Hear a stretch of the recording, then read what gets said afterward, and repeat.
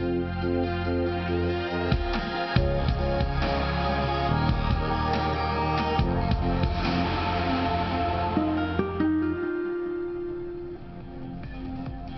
Morning, आप देख रहे हैं खबर धुआंधार और मैं हूं आपके साथ भारती सिंह। और मैं हूं आपके साथ हिना शर्मा। देश और दुनिया की तमाम बड़ी खबरों का रुख करेंगे, लेकिन उससे पहले नजर डालते हैं सुर्खियों पर।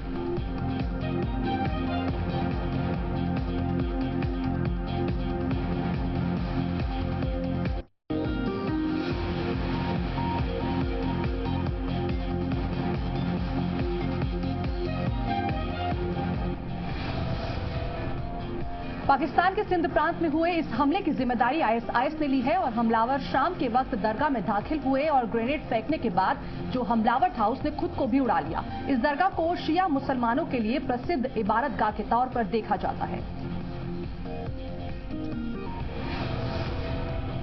उत्तर प्रदेश विधानसभा चुनाव के तीसरे चरण के मतदान के लिए आज शाम को चुनाव प्रचार थम जाएगा। तीसरे चरण में 12 जिलों की 69 सीटों पर मतदान होगा और पिछले विधानसभा चुनाव में समाजवादी पार्टी ने 69 सीटों की 55 सीटों पर जीत हासिल की थी। वहीं आज समाजवादी पार्टी के राष्ट्रीय अध्यक्ष अखिलेश यादव लखनऊ और बाराबंकी में 7 रैलियां करेंगे। कांग्रेस उपाध्यक्ष राहुल गांधी फतेहपुर और रायबरेली में अपनी जनसभाओं को संबोधित करेंगे।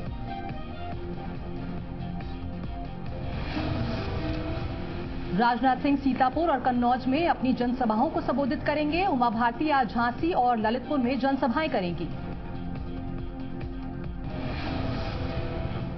सूत्रों के मुताबिक प्रियंका गांधी इन रैलियों में राहुल गांधी के साथ मौजूद रहेंगी फिलहाल, लेकिन ये साफ नहीं हो पाया है कि प्रियंका गांधी इन रैलियों को संबोधित करेंगी भी कि नहीं। लेकिन रायबरेली और अमेठी में 23 और 27 फरवरी को चौथे और पांचवें चरण में चुनाव के वोट डाले जाएंगे।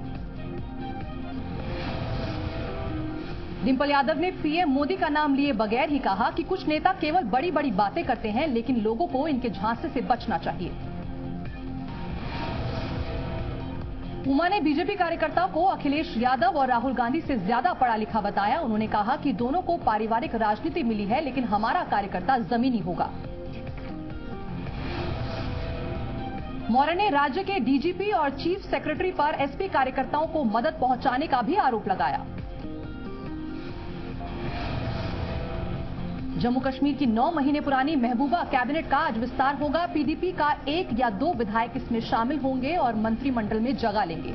सूत्रों के मुताबिक अमीराग दल के विधायक अल्ताफ बुखारी इस मंत्रिमंडल में शामिल हो सकते हैं। तमिलनाडु के मुख्यमंत्री ई पलनीसामी कल विधानसभा में विश्वास मत हासिल करेंगे। तमिलनाडु के विधानसभा के स्पीकर पी धनपाल ने कल सुबह 11 बजे विधानसभा की बैठक बुलाई है। वहीं पूर्व सीएम पनीरसेल्वम बीती रात एक बार फिर से चेन्नई की जयललिता के स्मारक पर पहुंचे और उन्होंने पलनीसामी सरकार को जन विरोधी बताया। पलनीसामी 31 सदस्यीय मंत्रिमंडल के प्रमुख बने। इसके साथ ही मंत्रियों को भी इस कार्यक्रम में शपथ दिलाई गई। वहीं सुप्रीम कोर्ट ने यह भी कहा कि 3 तलाक से जुड़े मुद्दों पर सुनवाई और फैसला कानून के दायरे में रहकर ही होगा। कोर्ट ने जोर देकर कहा कि यह मसला बहुत गंभीर है और इसे टाला नहीं जा सकता। वहीं देश भर में 9 लाख बैंक खाते इनकम टैक्स की जांच के दायरे में आ गए हैं। नोटबंदी के बाद आयकर विभाग ने 18 लाख बैंक खातों पर कड़ी नजर रखी हुई है। मध्य प्रदेश के गृह मंत्री भूपेंद्र सिंह ने कहा कि संदिग्ध आईएसआईएस जासूसी की गिरफ्तारी के बाद जुड़ी हुई हर रिपोर्ट केंद्र सरकार को भेज दी गई है और पीएमओ इस पूरे मामले पर मॉनिटरिंग कर रहा है। कर्मचारियों ने मांगे नहीं माने जाने पर हड़ताल जारी रखने की भी चेतावनी दी है। साथ ही 21 फरवरी को विधानसभा का घेराव करने की भी बात कही है। उधर स्वास्थ्य कर्मचारियों की हड़ताल की वजह से मरीजों को काफी दिक्कतें पेश आ रही हैं। दरअसल भोपाल के बिजनेसमैन सीई फडणवीस और उनकी वाइफ एवरलीन जेनिया ने एक पावर नाम से फैक्ट्री संचालित की थी, जिसके बाद उन्होंने बिजनेस के लिए कई बैंकों से लोन लिया। इन बैंकों में यूनियन बैंक, आईडीबीआई बैंक, एमपीएफसी और सरास्वत कॉर्पोरेटिव बैंक भी शामिल था, जिनसे इन्होंने 92 करोड़ रुपए का लोन लिया था। और उद्योगपतियों ने 2012 में अलग अलग बैंकों से लोन लिया था, लेकिन अब तक कोई भी किश्त नहीं चुकाई थी। प्रशासन ने 2 जेसीबी मशीनों के सहारे से इस रेस्क्यू ऑपरेशन को शुरू किया और कड़ी मशक्कत के बाद बच्चे को सुरक्षित बाहर निकाल लिया गया। फिलहाल मासूम को अस्पताल में भर्ती कराया गया है। सीधी जिले में एक बोलेरो और बस की जोरदार भिड़ंत हो गई, जिसके बाद सड़क हादसे में बोलेरो में सवार 4 लोगों की मौके पर ही मौत होगी, जबकि एक व्यक्ति की मौत अस्पताल ले जाते वक्त होगी और हादसे में 6 लोग गंभीर रूप से घायल हो गए। इनका इलाज अस्पताल में फिलहाल चल रहा है।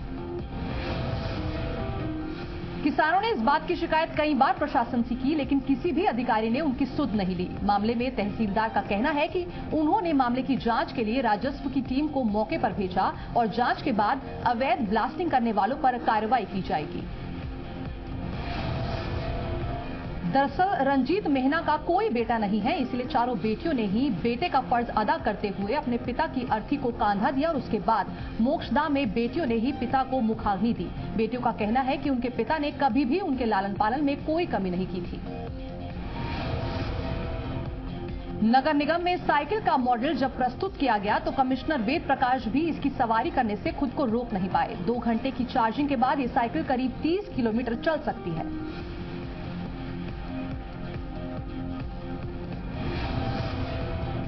ये परंपरा सिर्फ महाकाल मंदिर में ही मनाई जाती है। इसके साथ ही बाबा महाकाल को दूल्हे के रूप में सजाया जाता है।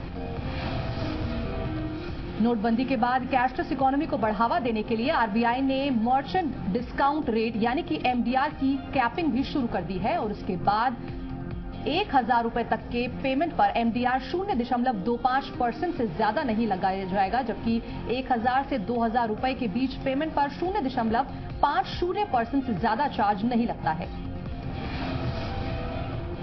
इस ट्रेन में आरामदायक सीटें होंगी, पीने के लिए पानी होगा, डिस्पेंसर्स होंगे, मोबाइल फोन चार्जिंग के लिए पॉइंट्स होंगे, आग बुझाने के लिए यंत्र सहित कई अन्य चीजें होंगी। ये ट्रेन आधुनिक LHB डिब्बे वाली होगी और इसमें बायो टॉयलेट भी होगा।